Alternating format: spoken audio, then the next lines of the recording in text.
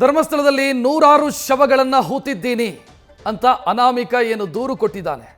ಅದರಂತೆ SIT ತನಿಖೆ ನಡೀತಾ ಇದೆ. SIT ತನಿಖೆಯ ಬಗ್ಗೆಯೂ ಕೂಡ ಆಕ್ಷೇಪಗಳಿದ್ದಾವೆ, ಅಸಮಾಧಾನಗಳಿದ್ದಾವೆ, ಆರೋಪಗಳಿದ್ದಾವೆ. ಈ ಮಧ್ಯೆ SIT ಕಚೇರಿಗೆ ಹೊಸ ದೂರುದಾರರು ಕೂಡ ಆಗಮಿಸಿದ್ದಾರೆ. ಹಿಂದೆ ಧರ್ಮಸ್ಥಳ ಲಿಮಿಟ್ಸ್ ಅಲ್ಲಿ ಆದಂತ ಆನೆ ಮಾವುತ ಮತ್ತು ಆತನ ಸಹೋದರಿಯ ಮರ್ಡರ್ ಕೇಸಿಗೆ ಸಂಬಂಧಿಸಿದಂತೆ ದೂರು ಕೊಡೋದಕ್ಕೆ ಆಗಮಿಸಿದ್ದಾರೆ.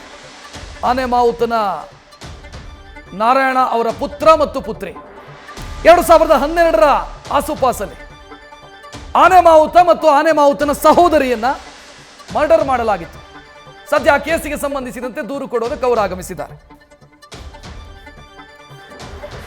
ಹೆಚ್ಚಿನ ಡೀಟೇಲ್ ನೀಡೋದಕ್ಕೆ ನಮ್ಮ ಪ್ರತಿನಿಧಿ ಕಿರಣ್ ನೇರ ಸಂಪರ್ಕದಲ್ಲಿ. ಕಿರಣ್, ಈಗ SIT ರಚನೆಯಾಗಿರೋದು ಹೂತಿರುವಂತ ಶವಗಳ ವಿಚಾರಕ್ಕೆ ಸಂಬಂಧಿಸಿದಂತೆ.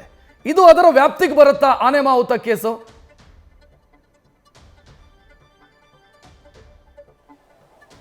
ರಕ್ಷತ್, SIT ರಚನೆ ಆಗಿದೆ. ಹಾಗೆಯೇ SIT ಒಂದು ನಿಟ್ಟಿನಲ್ಲಿ ಈ ತಲೆಬುರುಡೆ ರಹಸ್ಯ ಹಾಗೆಯೇ ಶವಗಳನ್ನು ಹೂತಿಟ್ಟ ಪ್ರಕರಣಕ್ಕೆ ಸಂಬಂಧಿಸಿ ತನಿಖೆ ನಡೆಸ್ತಾ ಇದೆ. ಆದರೆ ಯಾವಾಗ SIT ಕಚೇರಿ ಒಂದು ಠಾಣೆಯಾಗಿ ಸ್ಟೇಟಸ್ ಕೊಟ್ಟರು, ಅದರ ನಂತರ ಆ ಠಾಣೆಯಲ್ಲಿ ದೂರು ನೀಡ್ಬೋದು ಅನ್ನೋ ಒಂದು ಮಾಹಿತಿ ಹಿನ್ನೆಲೆಯಲ್ಲಿ ಈಗ ದೂರು ನೀಡಲಿಕ್ಕೆ ದೂರುದಾರರು ಒಬ್ಬೊಬ್ಬರಾಗೆ ಬರ್ತಾ ಇದ್ದಾರೆ.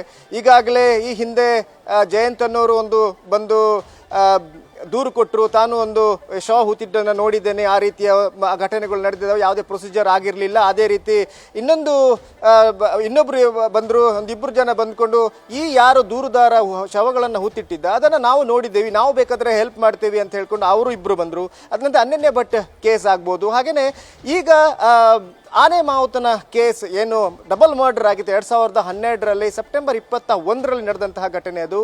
ಈ ಡಬಲ್ ಮರ್ಡರ್ ಕೇಸ್ ಈಗ ಮತ್ತೆ ಮುನ್ನೆಲೆಗೆ ಬಂದಿರುವಂಥದ್ದು. ಅದರ ಬಗ್ಗೆ ತನಿಖೆ ಕೂಡ ಆಗಿದೆ. ಒಂದು ಮಾಹಿತಿಯ ಪ್ರಕಾರ ಅದರ ಕೊಲೆ ಏನು ಹತ್ಯೆ ಮಾಡಿದ್ರು ಆರೋಪಿಗಳನ್ನು ಈಗಾಗಲೇ ಬಂಧಿಸಲಾಗಿದೆ ಅನ್ನೋ ಒಂದು ಮಾಹಿತಿ ಇದೆ.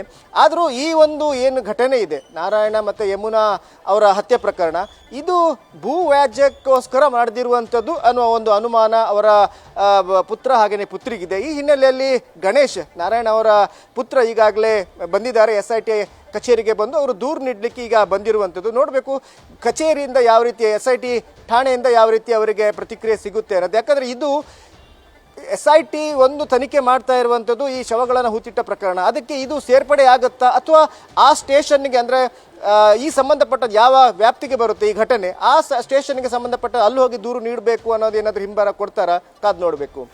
ಕಿರಣ್, ಈ ಕೇಸಿಗೆ ಸಂಬಂಧಿಸಿದಂತೆ ಸಾಕಷ್ಟು ಚರ್ಚೆಯಾಗಿತ್ತು, ನಿಮಗೂ ಕೂಡ ಗೊತ್ತಿದೆ. ಅಲ್ಲೊಂದು ಮನೆ ಇತ್ತು, ಖಾಲಿ ಜಾಗ ಇತ್ತು, ಈಗ ಅಲ್ಲೊಂದು ದೊಡ್ಡ ಹೋಟೆಲ್ ಆಗಿದೆ ಆನೆ ಮಾವುತ ಮನೆ ಇದ್ದಂಥ ಮನೆ.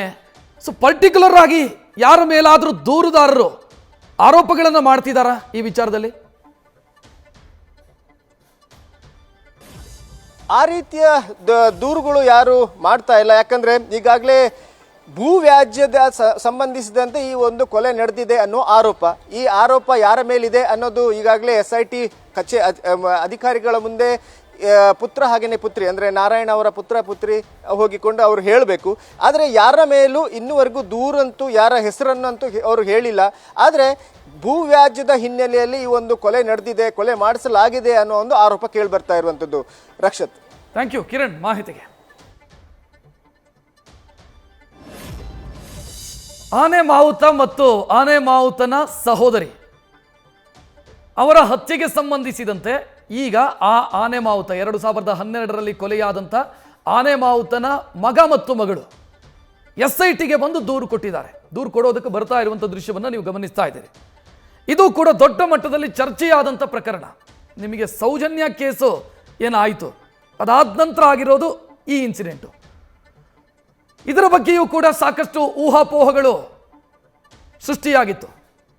ಅಂದರೆ ಅವರನ್ನು ಆ ಮನೆಯಿಂದ ಬಿಡಿಸೋದಕ್ಕೆ, ಖಾಲಿ ಮಾಡಿಸೋದಕ್ಕೆ ಒತ್ತಡಗಳಿತ್ತು. ಮನೆ ಖಾಲಿ ಮಾಡಿಕೊಂಡು ಹೋಗಿ ಅಂತ ಹೇಳಿದರು, ಇವರು ಕೇಳಿರಲಿಲ್ಲ. ಆ ಕಾರಣಕ್ಕಾಗಿ ಇವರನ್ನು ಹತ್ಯೆ ಮಾಡಲಾಗಿದೆ. ಈಗ ಆ ಹತ್ಯೆಯಾದಂಥ ಜಾಗದಲ್ಲಿ ಒಂದು ಹೋಟೆಲ್ ತಲೆ ಎತ್ತಿ ನಿಂತಿದೆ. ಸೊ ಇದರ ಬಗ್ಗೆ ಎಲ್ಲ ಊಹಾಪೋಹಗಳು ದಕ್ಷಿಣ ಕನ್ನಡ ಜಿಲ್ಲೆಯಾದ್ಯಂತ ಹರಿದಾಡಿತು. ಸದ್ಯ ಇಬ್ಬರು ಬಂದು ದೂರು ಕೊಡೋದಕ್ಕೆ ಬರ್ತಾ ಇರುವಂಥ ದೃಶ್ಯವನ್ನು ನೀವು ಗಮನಿಸ್ತಾ ಇದ್ದೀರಿ. ಈ ಕೇಸ್ನಲ್ಲಿ ಆರೋಪಿಗಳ ಅರೆಸ್ಟ್ ಇಲ್ಲಿವರೆಗೆ ಆಗಿಲ್ಲ ಅನ್ನೋದು ಇವರು ಮಾಡ್ತಾ ಇರುವಂಥ ಆರೋಪ. ಮಾವುತ ನಾರಾಯಣ ಮತ್ತು ಅವರ ಸಹೋದರಿ ಯಮುನಾ ಇಬ್ಬರ ಮೇಲೆ ತಲೆಗೆ ಕಲ್ಲನ್ನು ಎತ್ತಿ ಹಾಕಿ ಕೊಲೆ ಮಾಡಲಾಗಿತ್ತು. ಸೊ ಆ ಕೇಸಿಗೆ ಸಂಬಂಧಿಸಿದಂತೆ ಈಗ SIT ಕದ ತಟ್ಟಿದ್ದಾರೆ ಅವರ ಕುಟುಂಬಸ್ಥರು.